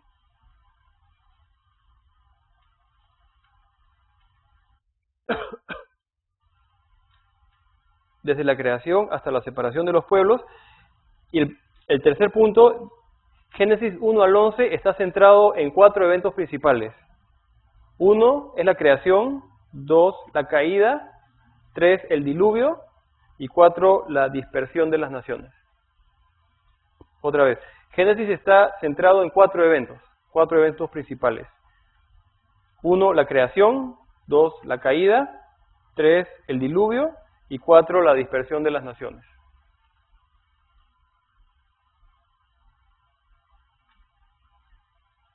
La creación, la caída, el diluvio y la dispersión de las naciones. ¿No? Son los 4 eventos que vemos en estos 11 capítulos. Entonces, antes de pasar al siguiente slide, ¿no? En Génesis 1 al 11, otra vez, Dios está tratando con la humanidad en general, número 1. Después se ve lo que sucede desde la creación hasta la separación de los pueblos, después de la Torre de Babel. Y, por último, los 4 eventos principales de estos capítulos: creación, caída, diluvio y dispersión de las naciones. Génesis 1 al 11. Después, en Génesis 12 al 50, ¿no? 3 puntos otra vez. Primero vemos a Dios tratando, ya no con la humanidad en general, sino con un pueblo específico. Dios tratando con un pueblo específico, que es el pueblo judío.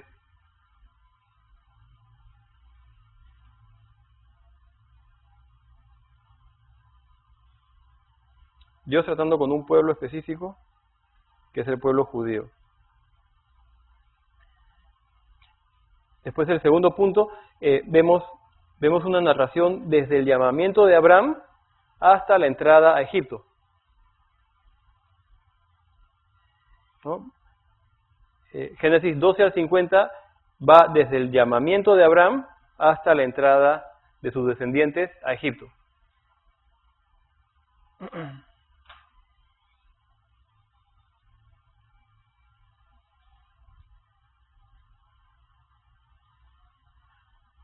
¿no? Y el tercero, dice, está centrado en los eventos de las vidas de 4 grandes patriarcas.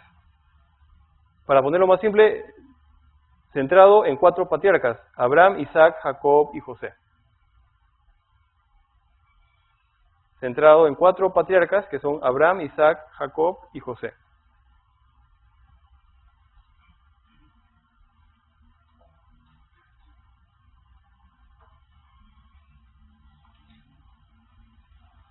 Entonces, otra vez, Génesis de capítulos 12 al 50 es, uno, vemos a Dios tratando ya con un pueblo específico, los judíos o Israel. 2, cubre desde el llamamiento de Abraham hasta la entrada a Egipto. Y 3, está centrado en las vidas de 4 grandes patriarcas: Abraham, Isaac, Jacob y José. Así se puede dividir el libro de una manera básica. Hay otros bosquejos que se pueden hacer también, pero nos ayuda para poder estudiarlo así, ¿no? Entonces, ¿qué periodo de tiempo cubre Génesis, no? Basados en las genealogías del mismo Génesis, entre 2000 y 2500 años. Es lo que cubre Génesis, más o menos. Basados en las genealogías de Génesis, entre 2000 y 2500 años.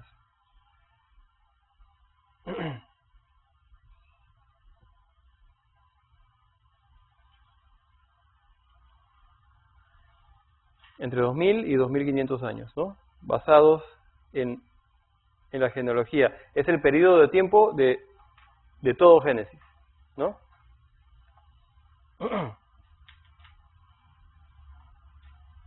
Entonces, y ahora sí llegamos a Génesis 1. Sí, entonces van a ser hasta las 12 de la noche y acabamos. No, ya a partir de acá vamos a poder continuar las siguientes clases más fluidas. Es un poco tedioso al principio, pero es bueno, hay mucha información y es una pena tener que volar también, ¿no? Entonces, por lo menos sirve de base. Hay muchas cosas en Génesis y hay más de las que se podría hablar en la introducción, pero por lo menos hay una buena base para saber qué es lo que se cree, de dónde viene el libro. Eran temas importantes. Así que creo que han pasado la peor parte ya. Sí. A partir de aquí vamos a ir mejor.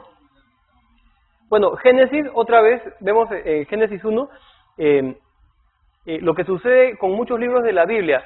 Génesis significa, otra vez, principio, origen, fuente o generación. Generalmente los libros de la Biblia eran nombrados de acuerdo a la primera palabra con la que empezaba el libro, ¿no? Y por ejemplo, o el tema principal, ¿no? En Génesis significa principio. ¿Y cómo empieza Génesis? Dice, en el principio creó Dios el cielo y la tierra. Entonces tomaban esa palabra y ponían el título a todo el libro, ¿no? Génesis, principio, ¿no? El libro de principios, ¿no? Entonces, Génesis 1. Y tenemos el primer versículo, ¿no? En el principio creó Dios los cielos y la tierra. Es un versículo muy conocido y vamos a ver que es un versículo que ha sido muy, muy leído. Si podemos creer Génesis 1:1, podemos creer todo el resto de la Biblia. No tendríamos problema con el resto de la Biblia, con los milagros, con las resurrecciones de los muertos, con Dios mandando a su Hijo a morir y resucitar por nosotros. Si Dios dice en Génesis 1:1 que puede crear todo de la nada, lo demás lo deberíamos creer. Nadie debería tener ningún problema para aceptarlo. Ahora, aquí abajo dice que en Génesis 1:1 dice probablemente las palabras más leídas del libro más leído de la historia. La Biblia es el libro, uno de los libros más leídos en toda la historia. Es un libro que ha sido siempre leído, como le llaman, un bestseller en muchas épocas, ¿no?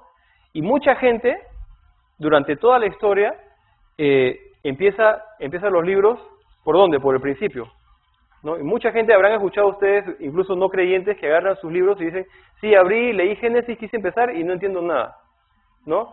Así dicen, ¿no? ¿Y a qué viene todo esto?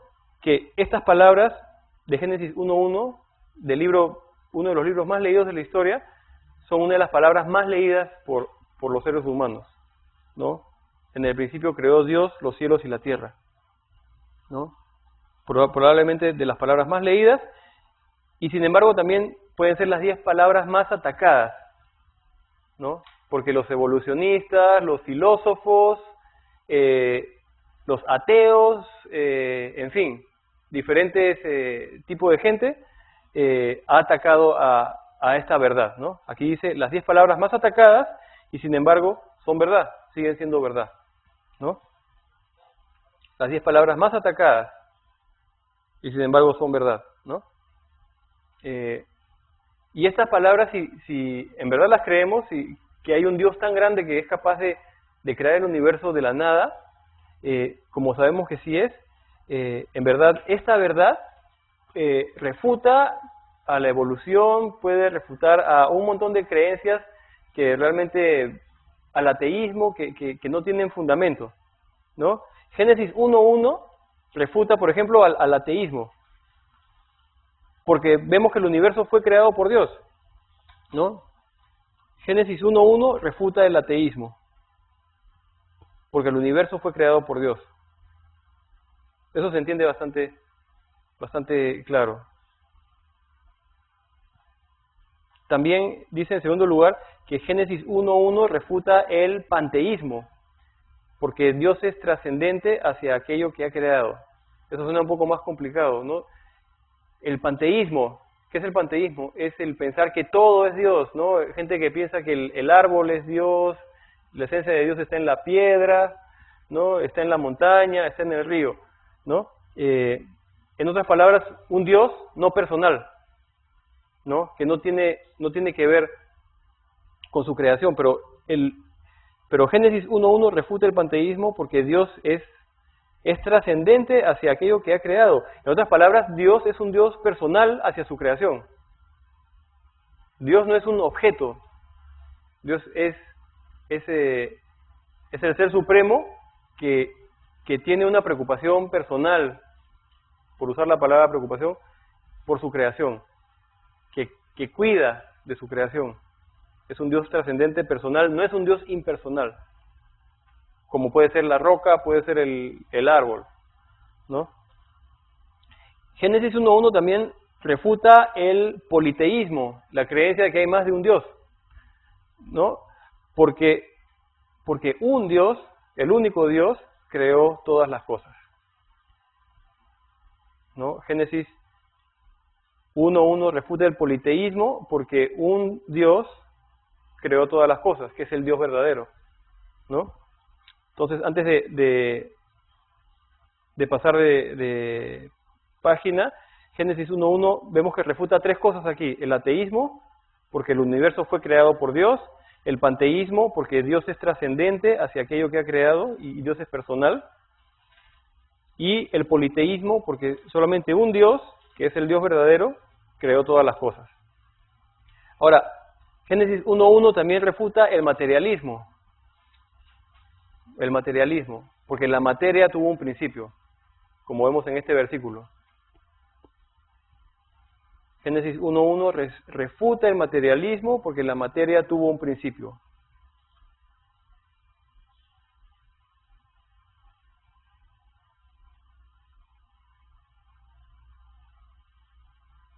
¿No? Después vemos que también Génesis 1.1 refuta el dualismo, porque Dios estaba solo cuando creó todas las cosas. El dualismo, dual, de dos, si Dios estaba fuera de sí con alguien, ¿no? Y esto sin pensar en la Trinidad, esto es hablar fuera de la Trinidad, si había alguien más con Dios, ¿no? Y Dios es único, Dios estaba solo cuando creó todas las cosas.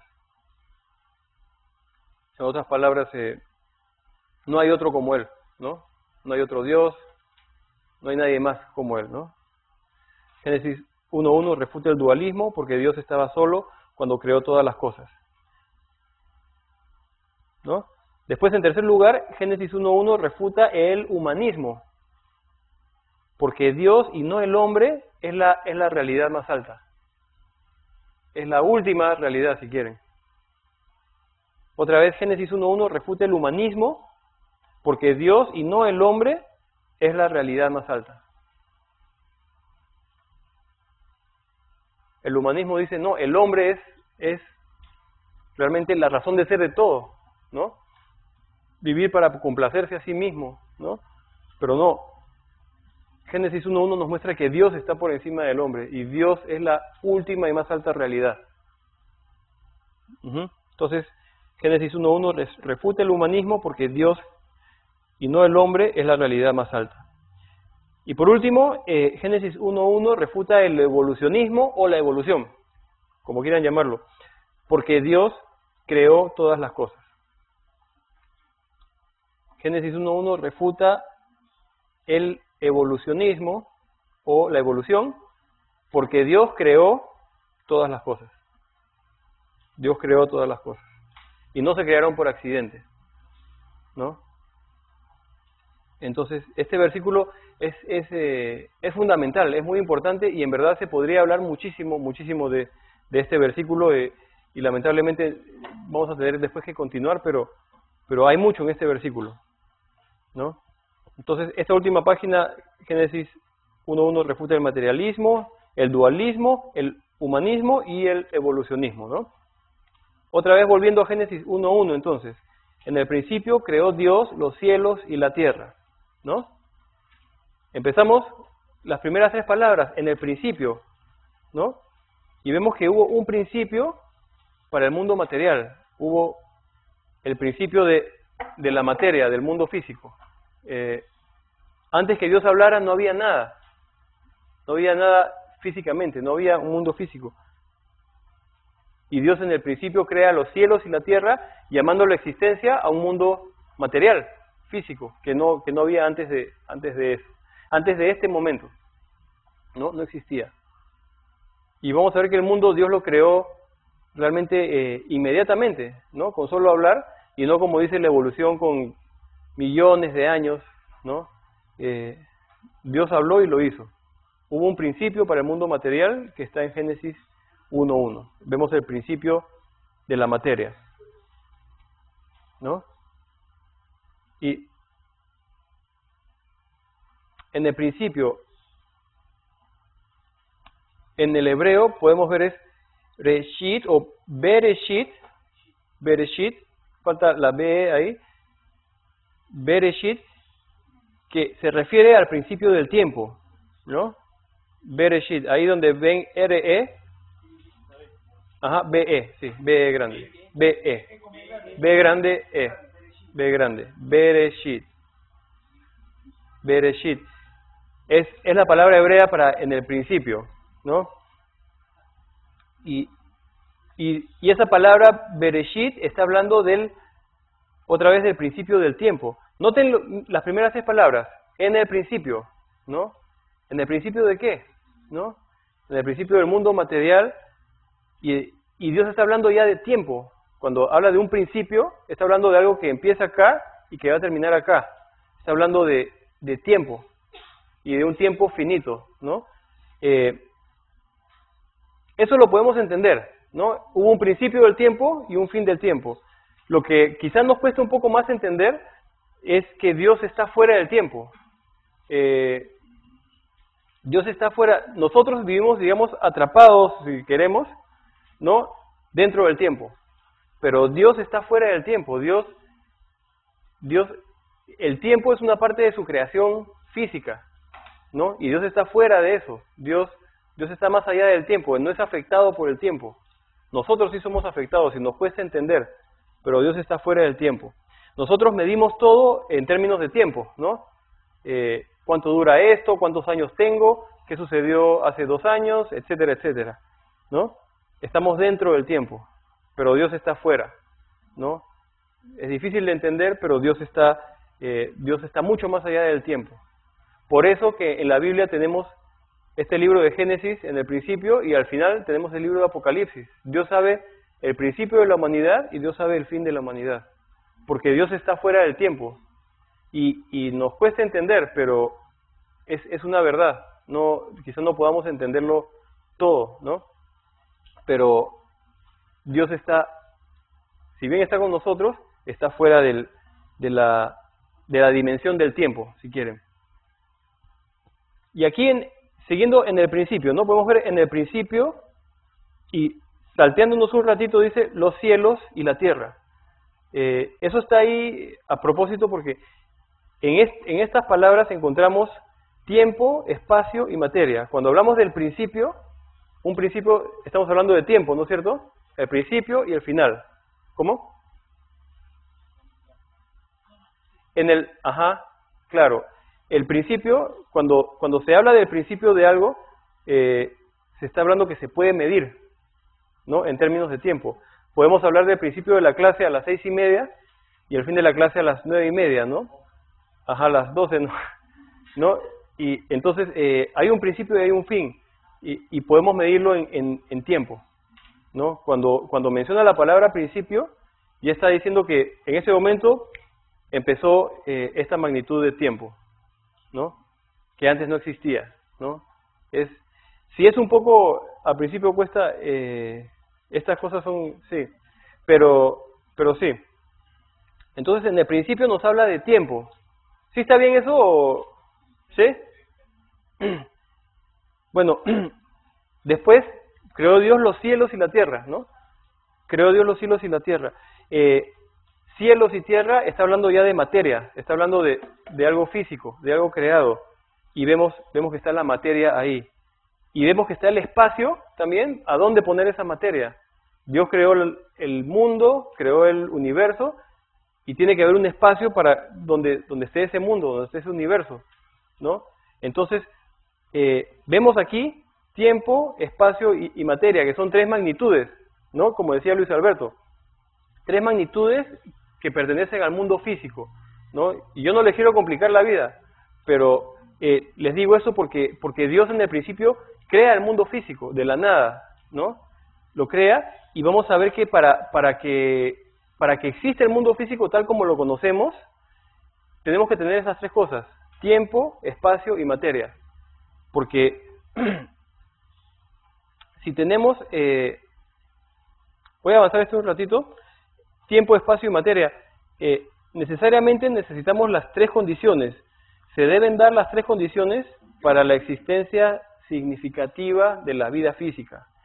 En otras palabras, para que haya mundo material y no espiritual, necesitamos tiempo, espacio y materia. Pensemos en la materia, en todo lo material, ¿no? Incluyendo nosotros mismos. ¿Qué pasa si no hubiera materia y hubiera tiempo y espacio? No hay nada, ¿no? Igual, si estuviéramos acá, pero y no hay tiempo, ¿cómo vamos a vivir fuera del tiempo? Humanamente es imposible, ¿no? Y igual con el espacio, ¿no? Necesitamos un espacio, la materia, necesitamos un espacio donde estar. Entonces, es un poco, sí, al principio cuesta todo eso, pero es para darnos una idea también del poder de Dios y de quién es Dios y de dónde viene Dios. Dios no viene de ninguna parte. Dios vivía no solamente fuera del tiempo, sino fuera de verdad del mundo físico. Dios vive y vivió desde fuera, desde antes que hubiera un mundo físico, ¿no? Y ese es el principio, ¿no? ¿Y qué había antes del principio del mundo, no? Dicen, ¿quién creó a Dios? Preguntan, ¿no? ¿Desde cuándo existe Dios? Dios existe fuera del tiempo, eternamente. Y eternamente, de la eternidad a la eternidad. Es algo que no podemos entender del todo, pero Dios es tan grande que está mucho más allá de estas magnitudes que nos pueden encerrar a nosotros, ¿no? Entonces necesitamos las tres condiciones para que haya existencia significativa en el mundo. ¿Y para qué menciono todo eso? Porque Dios lo hizo todo eso en Génesis 1:1, cuando Dios habló y dijo que fuera creado el mundo, ¿no? Dios creó el cielo y la tierra y vinieron a existencia tiempo, espacio y materia, las tres. Y ahora Otra vez, cuando dice en el principio creó Dios, vamos a ver que lo que hablábamos hace rato, ¿no? Que la Biblia no trata de probarnos la existencia de Dios, ¿no? Simplemente presenta este hecho como una realidad. La Biblia desde el principio no está diciendo, no, pero mira que Dios sí existe porque puede ser que esto y trata de convencernos. No, la Biblia nos da el hecho. Dios creó el cielo y la tierra. No es necesario que nos prueben la existencia de Dios. Dios existe y Dios es, ¿no? Y como hablábamos, Dios hasta en su creación se ha manifestado, ¿no? Entonces la Biblia no trata de probar la existencia de Dios. Otra vez en Romanos 1:20, dice, la Biblia no trata de probar la existencia de Dios, simplemente presenta este hecho como una realidad, ¿no? Y Romanos 1:20 dice, porque las cosas invisibles de Él, su eterno poder y deidad, se hacen claramente visibles desde la creación del mundo, siendo entendidas por medio de las cosas hechas, de modo que no tienen excusa, ¿no? Se hacen claramente visibles, ¿no? Las cosas invisibles de Él, su poder y deidad, por medio de la naturaleza. Y en el mismo versículo 1, en el principio creó Dios. La palabra creó, vamos a ver de qué trata. La palabra creó, en el hebreo, es la palabra bara. La palabra bara, que significa exactamente llamar a la existencia algo que no existe. O en palabras más simples, crear algo de la nada, ¿no? La palabra bara, de crear, en el hebreo, está hablando de crear algo de la nada. Crear sin ningún material que hubiera antes, cuando no había nada de nada, Dios creó, Dios hizo este bara, ¿no? Crear de la nada. Solamente Dios tiene la capacidad de crear de la nada, ¿no? Obviamente solamente Dios puede hacerlo. Y en verdad es un detalle que se nos puede pasar, pero nos muestra quién es, lo poderoso que es Dios, que puede hacer lo que quiere, puede crear lo que Él quiere, en verdad. Nosotros no podemos, solo Dios puede. Nosotros podemos hacer y podemos formar cosas de materiales que ya existen, ¿no? Yo puedo hacer una mesa de madera, agarrar madera y hacer una mesa y ya la madera existía, ¿no? Entonces puedo hacer cosas. La palabra hacer en hebreo es la palabra asa. Y la palabra formar es yatzar. Yatzar. Y Y-A-T-S-A-R, ¿no? Ajá. Entonces, el hombre puede hacer o formar cosas con materia ya existente, pero no puede crear de la nada. Es algo bastante obvio, ¿no? Podemos asa o podemos yatzar, pero no podemos bara. Sí. Es verdad, solamente Dios tiene el poder para hacer eso, ¿no? Para crear algo de la nada. Entonces, el hombre puede hacer o formar cosas con materia ya existente, pero no puede crear de la nada. Esa es una facultad solamente de Dios y de ningún otro ser. ¿No? Solamente Dios puede crear de la nada.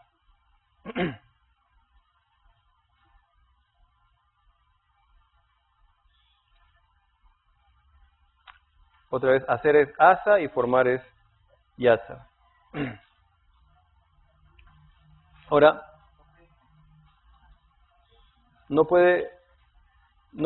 hombre puede hacer o formar cosas con materia ya existente, pero no puede crear de la nada.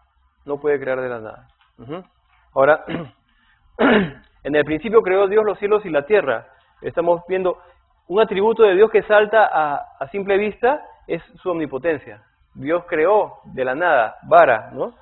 Vemos que Dios es omnipotente, Dios es todopoderoso, Dios todo lo puede, ¿no? Y más adelante vamos a ver que el agente creador de Dios es su palabra. En otras palabras, Dios habló y ya existió, ¿no? Vemos este atributo de Dios que es su omnipotencia, Dios es todopoderoso. Ah, gracias. Gracias.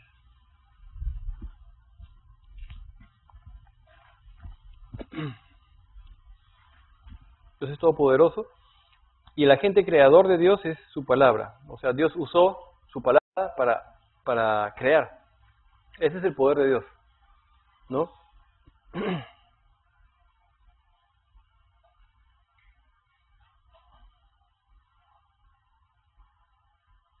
Es, su palabra, ¿no?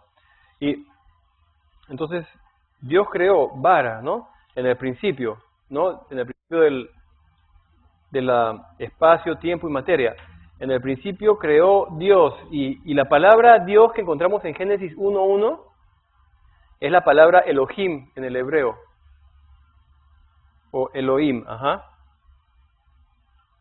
En el principio podríamos leer Elohim creó, ¿no? Los cielos y la tierra, Elohim. La parte final de la palabra Elohim, el im, en el hebreo habla de plural, habla de más de uno, ¿no? Elohim está hablando en plural, ¿no? Y aquí podemos tener como un primer encuentro con la Trinidad, ¿no? En Génesis 1:1, ¿no? Empezando al principio de la Biblia, ¿no? Elohim, el im tiene que ver con un plural hebreo, ¿no? Y miren, acá hay 3 palabras que se usan en la Biblia para mencionar a Dios. Una es la palabra El, que es Dios en singular, ¿no? La palabra El, que significa fuerte o prominente, ¿no? Entonces, primero, en la Biblia está la palabra El para referirse a Dios. El, E-L, que es Dios en singular, ¿no es cierto? Dios. Significa fuerte o prominente. Una segunda palabra es la palabra Eloi, ¿no? La palabra Eloi, que la palabra Eloi en el hebreo es un plural dual, es decir, de dos, está hablando de dos, ¿no? Es un plural dual, ¿no? Está hablando de dos. Y en tercer lugar, la que vimos, Elohim. Elohim es un plural para más de dos. Elohim es un plural para más de dos, ¿no? Entonces, en este versículo 1 nos encontramos